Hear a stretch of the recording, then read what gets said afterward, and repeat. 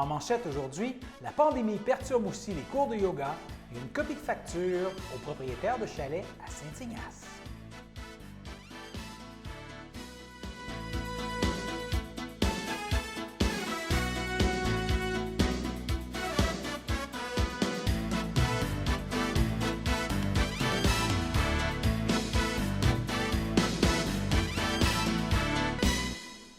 Alors bonjour mesdames et messieurs, mon nom est François Robert et bienvenue à votre bulletin d'information régionale du mardi 27 octobre.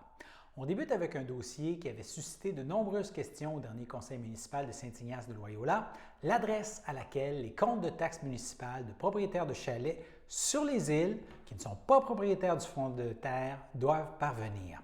Alors il y a du nouveau dans le dossier, les précisions à ce sujet avec le maire de Saint-Ignace de Loyola, Jean-Luc Barthes.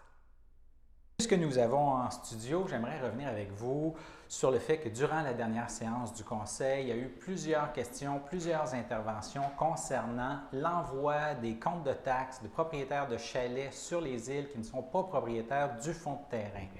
Il y a un changement qui est prévu? Oui, il y a un changement qui est prévu. Je veux dire, le changement, ça reste tel quel. Le Conseil il est resté sur ses positions. Le compte de taxes il va être envoyé au propriétaire du fonds de terre avec tous les comptes de taxes au nom de. Si la personne a 5 chalets sur son terrain, bien, il va avoir un compte de taxes au nom des 5 et 5. Il va être séparé. Qu'est-ce qui a changé, c'est on peut faire un duplicata. D'ailleurs, on va faire un duplicata de compte de taxes que là, on va envoyer au propriétaire des chalets. Ça, le bureau, il regarde ça, puis c'est une chose qui va se faire, puis on peut le faire en même temps qu'on fait les choses. Ça va régler une partie de la ça va régler une partie du chose que le monde t'inquiète, c'est ça. On espère que le monde va être satisfait de ça parce qu'ils vont recevoir un duplicata, donc ils n'auront pas de raison de dire le propriétaire, il n'a pas payé, il ne m'a pas envoyé mon compte de taxes. Ça, c'est un avenue qu'on avait pensé aussi. Vous savez, on a pensé à beaucoup de choses, puis on en est venu, puis là, quand le bureau nous a dit qu'on pourrait faire un duplicata en même temps qu'on fait leur compte de taxes, ça, c'était merveilleux. Fait que les propriétaires, ils n'ont pas à s'inquiéter, ils vont avoir un duplicata de leur compte de taxes. Et pour ceux qui ne seraient pas au courant, ce qui explique ce changement de procédure, c'est dû à un avis que vous avez eu du nouvel évaluateur. Notre évaluateur, c'est un nouveau évaluateur qui est là. Lui, il nous a dit que la loi 35, présentement, nous, on ne la respectait pas. La loi 35 a dit que si le fonds de terre appartient à une personne, même s'il y a 10 chalets, c'est tout le compte de taxes. Même nous autres, on a dit le compte de taxes devrait être envoyé direct au propriétaire. Puis là, il n'y a pas de haut soin. Là. Ouais. Ça, c'est la loi ce qu'elle dit. Mais nous autres, on a dit à l'évaluateur, c'est-tu possible de dire, bon, il y a 10 chalets, mais il va y avoir 10 comptes de taxes, même 11, parce que le propriétaire va choisir son compte de taxes pour le fonds de terre. Puis après ça, il va y avoir un compte de taxes pour chaque chalet au nom de, ainsi de suite. Mais tout le temps, l'entête, c'est au propriétaire. Entre autres, j'avais été au nom de, mettons, Isabelle Richer. Bon, à ce moment-là, il nous a dit oui, ça se fait. Bon, on a dit, c'est de même qu'on va procéder.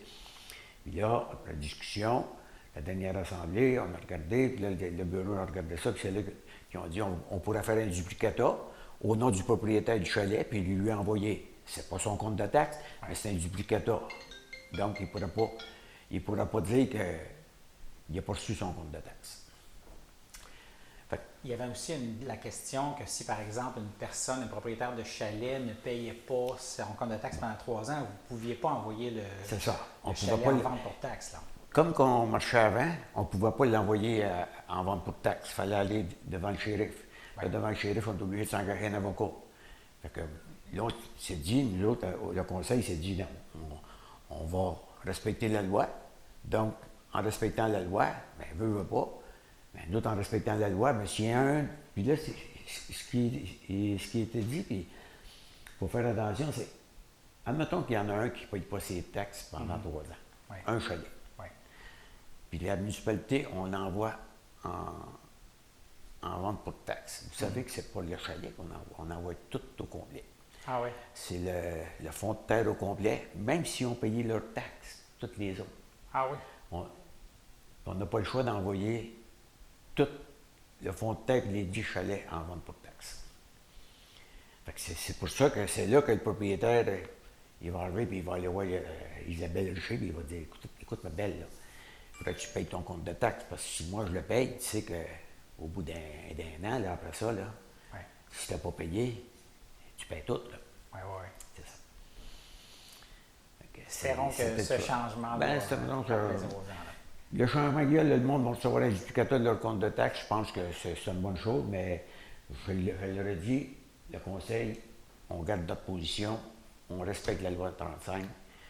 Puis pourquoi on a pris cette décision-là, puis pourquoi que le conseil a pris cette décision-là, c'est que le conseil s'est dit, c'est pas à toute la population à payer, aller devant le shérif, payer des avocats, c'est pas à toute la population de payer pour ça.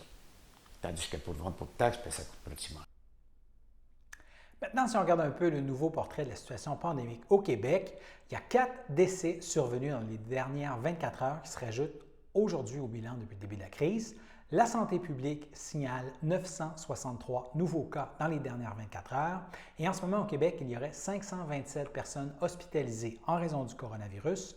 De ce nombre, 91 se retrouvent aux soins intensifs. Et dans la Naudière, le dernier bilan fait état de 80 nouveaux cas positifs dans les dernières 24 heures. Si on regarde les cas actifs par MRC, la MRC d'Autrey en aurait présentement 57, la MRC de Joliette 323. Regardez comment ça a progressé beaucoup là, dernièrement dans la MRC de Joliette. 323, c'est plus que toutes les autres MRC. Matawini en a 47, Montcalm 61, l'Assomption 104, MRC Les Moulins 138. Alors la deuxième qui en a le plus, 138, c'est quand même très loin du 323 de Joliette. Cela dit, dans la Naudière même, il y a 13 personnes hospitalisées en raison du coronavirus et 7 aux soins intensifs. Si vous avez des symptômes, si vous voulez vous faire dépister, la clinique de dépistage mobile sans rendez-vous sera à la Valtrie encore demain le 28 octobre de 10h30 à midi ainsi que de 12h45 à 16h et la clinique se trouvera à la salle communautaire, c'est au 49 chemin La Valtrie. Vous pouvez vous y présenter avec votre masque et votre carte d'assurance maladie en main. Cela dit, nous passons maintenant à notre première pause. Bonjour tout le monde, ici Marcel Puffal pour le Marcel Show. Une émission de variété bientôt sur CTRB, une production de Sylvain Paul et une réalisation de Michael Chevrette. Ne laisse pas passer la chance d'être aimé. Le cœur devient moins lourd quand on est en amour. Le samedi matin, dès 9h30, nos téléspectateurs sont invités au Super Bingo télévisé diffusé de nos studios de Berthierville. Depuis maintenant une vingtaine d'années, plusieurs adeptes de la télévision régionale se sont partagés un montant de 600 $ disponible chaque semaine lors de cette joute de bingo télévisé. Un animateur et 3 bénévoles se succèdent à la caméra dans le but de vous faire passer une petite heure agréable et payante le samedi matin. On peut se procurer les cartes de jeu chez les dépositaires autorisés participants, c'est-à-dire à Berthierville, le dépanneur Formule 1 rue Gilles Villeneuve, le marché IGA Extra sur la rue Gabrielle Brissette, le marché Métro rue Notre-Dame, la pharmacie Proxime rue Frontenac, le garage Pétroté sur la rue Gilles Villeneuve et à Saint-Ignace-de-Loyola, le marché Aldo rang Saint-Michel, le dépanneur Le Magasin Esso sur le chemin de la Traverse. C'est un rendez-vous tous les samedis matins à 9h30 sur les ondes de CTRB, votre télévision régionale et communautaire.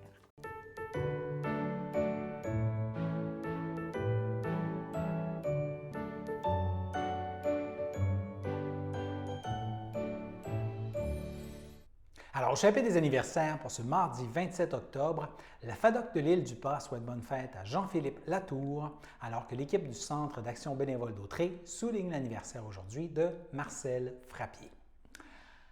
On poursuit maintenant notre série sur les organisations de la région dont les activités sont perturbées par le récent passage en zone rouge de la MRC d'Autrey. Aujourd'hui, on vous propose l'exemple d'une école de yoga de Berthier. Voici l'entrevue réalisée ce matin avec Karine Ouellette de Yoga Conscience. Alors, le passage en zone rouge de la MRC d'Autrey a des impacts pour de nombreuses organisations de notre région. Plus tôt cette semaine, on vous donnait l'exemple du musée Gilles Villeneuve. Voici maintenant là, d'autres exemples dans la catégorie salle d'entraînement et yoga. La direction de plusieurs centres d'entraînement, de yoga et compagnie se sont fait dire par le gouvernement et la santé publique de fermer leurs portes pour une durée indéterminée pour la deuxième fois en quelques mois. Nous recevons ce matin en studio pour faire le point Karine Ouellette de Yoga Conscience qui offre des cours à Berthier en temps normal. Bonjour Mme Ouellette. Bonjour, merci de m'avoir accueilli ici. Alors, durant la première vague, là, vous avez dû cesser vos activités pendant plusieurs semaines. Pouvez-vous nous dire à peu près combien de temps ça a duré et quel impact ça a eu sur votre école? Oui, en fait, on a dû fermer du mois de mars à peu près à juin-juillet. Puis, bien, c'est sûr que, dans le fond, ça a empêché les gens de pouvoir pratiquer la discipline. Ça nous a aussi empêché de pouvoir maintenir un état de calme. En fait, gérer le stress, la peur, l'anxiété. Bien, c'est sûr que physiquement aussi, le corps a besoin de faire de l'exercice. Fait que ça nous a un peu restreint à ce niveau-là. Donc, ça a été quand même pendant plusieurs mois, là. Vous avez repris au cours de l'été. Oui. En fait, à l'été, puisqu'on ne voulait pas vraiment aller à l'intérieur de la salle, on a plus fait du yoga à l'extérieur. Julie Deslandes, ma collègue et moi. Puis ça, c'était vraiment agréable, ça faisait du bien, mais c'est sûr qu'on est à l'affût de la température. Fait que quand il pleut, bien, on doit annuler, en fait. Oui. Et là, vous avez repris en salle quoi, en septembre? Oui, on a repris en septembre, octobre. Puis là, bien, dans le fond, la semaine passée, on a appris qu'on devait cesser, dans le fond, de pratiquer parce qu'on est en zone rouge. Donc, on ne sait pas combien de temps ça va durer. Est-ce que ça va être jusqu'en janvier? Est-ce que ça va être jusqu'en décembre? Est-ce que ça va être juste pour 28 jours? On ne le sait pas. Et pour une entreprise comme la vôtre, est-ce qu'il y a des programmes gouvernementaux, par exemple la subvention salariale qui a pu vous aider? En fait, comment ça fonctionne, ce que j'ai pu remarquer là, rapidement en feuilletant un peu, c'est qu'il faut avoir une perte de plus de 50% du revenu de l'année précédente. Puis, il ne faut pas être salarié de tout ordre. Comme moi, par exemple, je suis enseignante au primaire, préscolaire, donc je suis salariée à temps plein habituellement. Puis ça, c'est un deuxième revenu. Donc, je n'ai pas accès à aucune subvention à ce niveau-là, ni pour l'allocation, ni pour, dans le fond, les pertes encourues, là. On n'a pas accès à ça. Donc, c'est difficile pour votre entreprise, là. Ça va être une année difficile financièrement. Oui, en fait, la problématique à ce niveau-là, c'est que c'est sûr que nous, on a un contrat, par exemple, de 3 ans de location. Donc, la première année, ça a relativement bien été. Et puis là, la deuxième année, on est chevauché entre ces vagues-là d'arrêt. Donc, c'est sûr que l'entreprise va être déficitaire là, pour cette année là, en fonction de ce qui s'est passé. Là. Fait que c'est sûr qu'au niveau du renouvellement du contrat, bien, on va avoir à réfléchir. Est-ce qu'on se relance? Est-ce que c'est terminé tout ça? C'est pas ce qu'on veut, là, parce que moi, ça fait 7 ans, un gros 7 ans que j'enseigne le yoga à Berthier. Puis on veut amener le yoga dans la région, dans le fond, plutôt que les gens aillent à Montréal ou tout ça. Fait que c'est important pour nous de continuer à le faire, là. Et là, durant la période où vous ne pouvez pas accueillir des gens en salle, est-ce que vous offrez des cours par le truchement du web ou d'autres moyens comme ça? Bien, c'est ça. Il y a certains enseignants qui font ça, déjà d'emblée, dans d'autres entreprises de yoga. Moi, j'ai choisi de ne pas le faire tout de suite pour plusieurs raisons. Premièrement, ça prend le matériel technique nécessaire, les compétences aussi nécessaires. Puis c'est sûr que c'est possible, tout s'apprend. Mais à la base, quand j'enseigne le yoga, dans le fond, c'est pour le côté humain. C'est en voyant le groupe, en voyant les gens, comment ils réagissent, mais je peux les aider à s'ajuster. Je peux les envoyer vers un cheminement émotionnel différent ou travailler avec l'humain. Donc, c'est sûr que de voir un écran puis de partager des postures, c'est correct, les gens vont faire l'exercice, mais le yoga, c'est pas juste de l'exercice. En fait, c'est beaucoup plus que ça. C'est vraiment une discipline complète qui touche au corps, mais à l'esprit aussi. Ça, on ne peut pas avoir ça par Internet, là. En début de semaine, il y a certains propriétaires de salles qui ont dû... L'effort que le gouvernement nous avait demandé de 28 jours, il arrive bientôt à sa fin. Nous, on veut réouvrir. Les gens ont besoin de s'entraîner. C'est bon pour la santé mentale. Certains pensent même à défier l'ordre du gouvernement et de la santé publique et peut-être à réouvrir. Est-ce que c'est quelque chose que vous avez envisagé? Bien, moi, présentement, dans le fond, j'ai été formée à un certain endroit à Montréal, puis je sais que ces gens-là sont en train de parler de justement d'avoir respecté le 28 jours, mais de réouvrir parce que c'est important. Alors, c'est quelque chose que oui, si tous les gens dans le yoga s'en vont dans ce sens-là, bien moi, je vais suivre la vague parce que la santé mentale, c'est extrêmement important. Puis puis tu sais, je suis enseignante aussi, donc je vois les enfants aussi. Fait que si les parents sont anxieux, les enfants peuvent être anxieux, stressés, ils n'ont pas nécessairement les outils nécessaires, ça a des répercussions à long terme sur l'adolescence, la vie future adulte. Fait que oui, le confinement, oui, le virus, mais il y a tellement autre chose qui est cachée aussi derrière ça.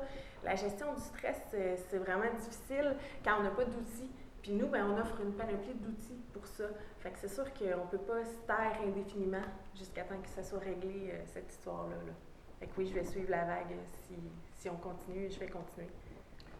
Le premier ministre Legault parlait hier de la possibilité d'amende pour les gens qui défieraient l'ordre de la santé publique jeudi. J'imagine que c'est une décision qui est difficile à prendre dans un contexte pareil. Effectivement, parce que le peu de sous, par exemple, qu'on fait avec le yoga, comme cette année, on n'en fera pas du tout, on va être déficitaire, bien c'est sûr que je ne vais pas recevoir une amende de 1 000 $ ou de plus que ça, parce que, dans le fond, ça ne sera pas avantageux pour nous. Là.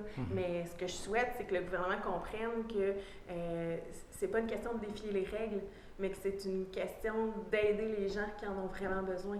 Parce que, tu sais, oui, le COVID peut faire des morts, mais il y a aussi les suicides, il y a aussi d'autres choses. Je ne dis pas que la clientèle avertie est nécessairement dans cette situation-là. C'est pas nécessairement le cas, mais il faut comprendre qu'il y a un impact si on bouge plus, si on sort plus, puis qu'on n'a pas d'outils non plus. On sait que dans un cours de yoga, on est appelé à respirer très profondément et très fort. Quelles sont les mesures qui sont prises justement pour tenter de rendre ça sécuritaire, la pratique du yoga dans un cadre comme ça? Là? OK. Bien, c'est sûr que d'emblée, les masques sont imposés jusqu'à l'assise sur le tapis. Les tapis sont à une distanciation de 2 mètres, donc on respecte la distance à ce niveau-là. Puis il y a certains types de respiration qu'on ne va pas effectuer parce qu'elle va créer trop de mouvements respiratoires, si je peux dire, pour éviter qu'il y ait des gouttelettes qui se dirigent dans l'air. Donc on va restreindre certains types de respiration, mais on va aller jouer quand même dans l'amplitude, mais avec d'autres exemples, d'autres situations. Et est-ce que vous pourriez envisager donner l'ensemble du cours avec le masque? Oui et non. Oui et non. Je crois que j'aimerais mieux offrir un cours de yoga avec un masque que de ne pas en offrir du tout. Puis c'est pas pour le côté financier, mais c'est vraiment pour le côté que le corps en a besoin. On le sait quand on arrête de donner des cours pendant un certain temps parce que la session se termine, tout ça, les gens, ils reviennent puis ils ont hâte, puis ils en ont besoin, ils ont mal partout. Fait que j'imagine que c'est mieux avec un masque que pas du tout. Ça, vous pourriez porter à oser l'essayer, oui. Peut-être essayer de négocier quelque chose comme ça avec le gouvernement. Oui. Et là, entre-temps, vous-même, vous continuez de pratiquer de façon individuelle le yoga pour tenter de rester zen à travers tout ça. Oui, exactement. Oui, puis au niveau au jour le jour, c'est sûr que si on porte toute notre attention là-dessus, ça va devenir très, très gros, très envahissant. Puis, ne serait-ce que d'écouter les nouvelles, je vais être totalement honnête avec vous, je les écoute pas. Pratiquement pas, puis même que parfois c'est les autres qui m'apprennent que on est tombé en zone rouge et il faut arrêter. Pourquoi? Parce que c'est ma santé mentale, ça enlève le stress dans le fond, que de passer ses journées à écouter le nombre de cas supplémentaires, le nombre d'hospitalisations, tout ça.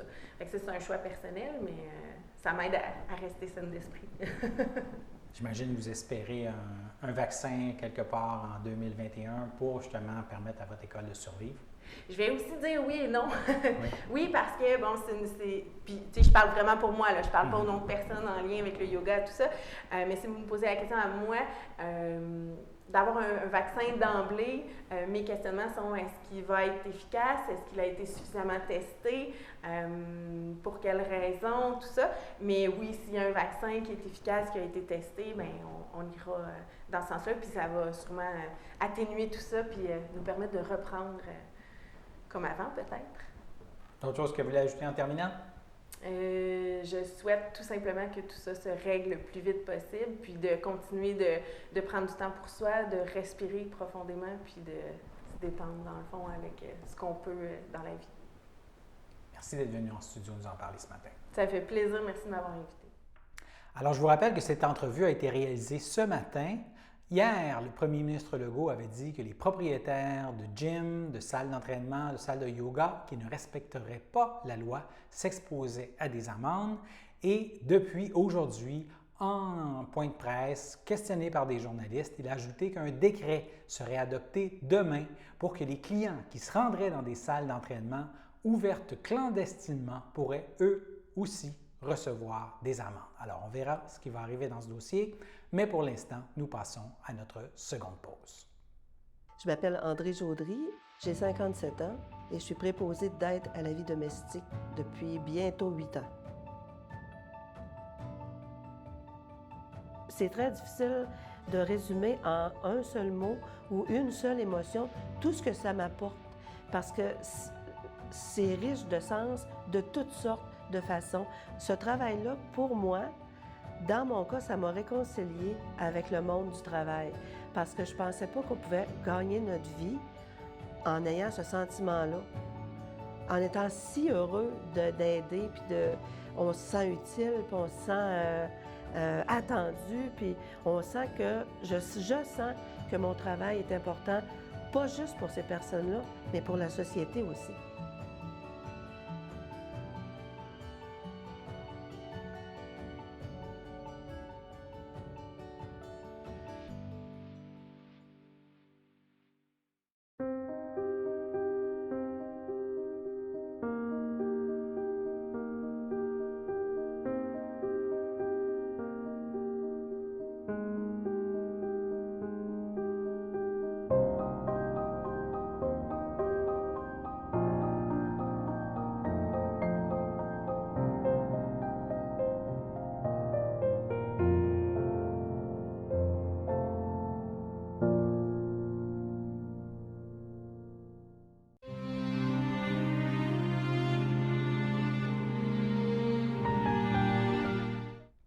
Au CHDL de Saint-Charles-Borromée, le 8 octobre, à l'aube de ses 65 ans, est décédée Mme Thérèse Lavallée, fille de feu Paul-Émile Lavallée et de feu Françoise Dauphin, demeurant à Berthierville. Lui a précédé sa sœur Henriette. Elle laisse dans le deuil ses frères Michel Lavallée, Yves Lavallée et sa conjointe Nathalie Demers, Luc Lavallée et sa conjointe Céline Turbin, ainsi que ses oncles, tantes, neveux, nièces et autres parents et amis. Mme Lavallée ne sera pas exposée. Il y a une cérémonie qui aura lieu en privé à une date ultérieure. Au CHDL de Saint-Charles-Borromée, le 13 octobre, à l'âge de 97 ans, est décédé M. Clément Lacourcière, époux en premières noces de feu Suzanne Tessier et en secondes noces de Rolande Mousseau, demeurant à Berthierville. Il laisse dans le deuil, outre son épouse, ses filles, Manon Lacourcière et son conjoint Régent Drouin, Denise Lacourcière et son conjoint Louis-Philippe Charette, sa petite-fille Véronique Drouin et son conjoint Pascal Bergeron, son arrière-petite-fille Maxime, ainsi que ses beaux-frères, belles-sœurs, neveux, nièces et autres parents et amis. Et la famille tient à remercier Mathieu Lafontaine, son épouse Jeannie Landry et leurs enfants Kéliane et Andric pour leur dévouement comme proches aidants. Et Mme Lacourcière ne sera pas exposée. Il y a une cérémonie qui aura lieu dans l'intimité à une date ultérieure. Au CHSLD Le Château de Berthierville, le 18 octobre, à l'âge de 97 ans, est décédée Mme Lucie Fafard, épouse de feu Rodrigue Denis, demeurant à Saint-Cuthbert. Lui a précédé ses filles, Lucienne et Claudette.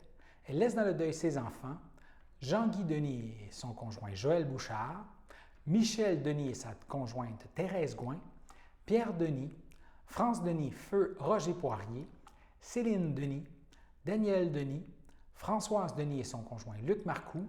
Les soucis dans le deuil, c'est 12 petits-enfants et 18 arrière-petits-enfants. Les soucis dans le deuil, c'est frères, sœurs, beaux-frères et belles-sœurs. Marcel Fafard et sa conjointe Pierrette Laforme. Madeleine Fafard, feu Jean Iseli. Odette Jutras, feu Adrien Fafard. Réal Lavigne, feu Lise Fafard. Aline Vandal, feu Jean-Claude Fafard, ainsi que plusieurs neveux, nièces et autres parents et amis. Et votre marque de sympathie peut se témoigner par des dons aux bénévoles du CHSLD Le Château de Berthierville. Et la famille tient à remercier le personnel du deuxième étage de l'LA du CHSLD Le Château de Berthierville pour les bons soins prodigués à leur mère. La famille accueillera parents et amis ce samedi, le samedi 31 octobre, dès 10h30 en l'église de Saint-Cuthbert, où suivront les funérailles à midi. Et Mme Fafard sera ensuite inhumée au cimetière de Saint-Cuthbert le même jour. Cela dit, toute l'équipe de CTRB offre ses plus sincères sympathies aux familles et amis en deuil. Maintenant, on vous rappelle que le Cégep régional de Lanaudière propose en cette période de pandémie des événements portes ouvertes qui se tiendront virtuellement. Le prochain a lieu demain, mercredi, le 28 octobre pour le Cégep à Joliette et ensuite ce sera le mercredi 18 novembre pour le Cégep à l'Assomption. Les futurs étudiants auront l'opportunité d'en savoir plus sur le Cégep, de découvrir l'ensemble diversifié des programmes préuniversitaires et techniques offerts. Il y a des rencontres planifiées sur la plateforme virtuelle Zoom.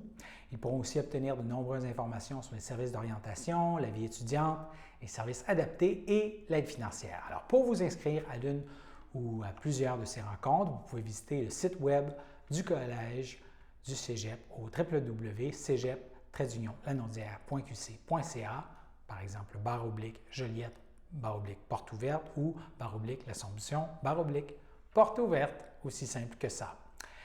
Maintenant, il y a la municipalité de l'Île-du-Pas qui propose, en collaboration avec le Jour de la Terre et le Fonds Éco-IGA, une conférence en ligne. C'est cette semaine, jeudi le 29 octobre à 19h. Et au cours de la conférence, là, il sera question d'une multitude de solutions pour réduire le gaspillage alimentaire à la maison et au bureau. Cette conférence, elle est entièrement gratuite, mais vous devez réserver votre place. Pour ce faire, vous pouvez écrire à info au singulier @il-dupas.ca. Je redonne l'adresse info@il-dupas.ca. C'est l'adresse générale pour les informations à l'Île-du-Pas. Vous pouvez la retrouver aussi facilement sur le site web de la municipalité. En écrivant là, vous recevrez le lien de connexion par courriel après vous être inscrit. Et cet événement, eh bien, il est rendu possible grâce au soutien des marchands IGA à travers le fonds Éco-IGA. Et ça s'inscrit là dans une tournée de conférences gratuites à vos frigos dans 200 organisations du Québec, et ce jusqu'à la fin de novembre 2020. Il y a l'Association coopérative d'économie familiale de Lanaudière qui souligne qu'il y a environ 15 000 personnes aînées du Québec qui n'ont toujours pas produit leur déclaration de revenus pour l'année 2019 et ça peut avoir un impact sur l'accès à certains programmes de soutien aux revenus tels que le supplément de revenus garanti versé aux personnes aînées à faible revenu. Alors, l'admissibilité à ces prestations et le montant accordé, eh bien, c'est déterminé en fonction de la déclaration de revenus. C'est pourquoi les personnes qui n'ont pas produit leur déclaration pourraient voir leurs prestations suspendues. Et en raison de la pandémie, la date limite pour transmettre la déclaration de revenus à l'Agence du revenu du Canada s'est prolongée jusqu'au 29 novembre. Mais après ça, si la déclaration n'est pas envoyée, les prestations pourraient être suspendues à partir du 1er janvier. Et les Lanaudois peuvent contacter l'Association coopérative d'économie familiale afin de connaître les organismes qui peuvent leur venir en aide pour la production et la transmission de leur déclaration de revenus. Cela dit, nous passons maintenant à la météo.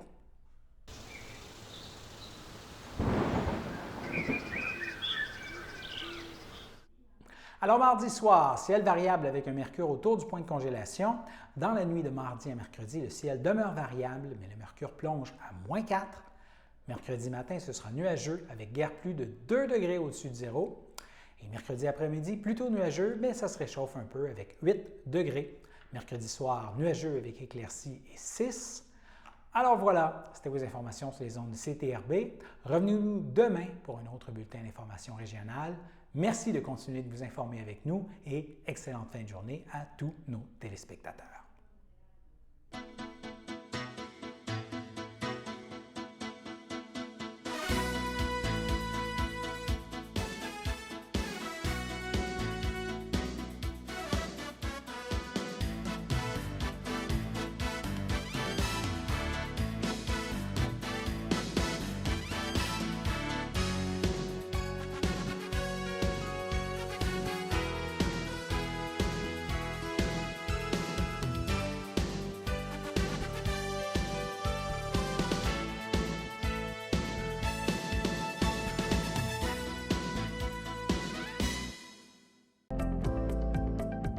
Les télévisions communautaires autonomes du Québec, ce sont les télévisions les plus importantes parce qu'elles sont proches de la communauté.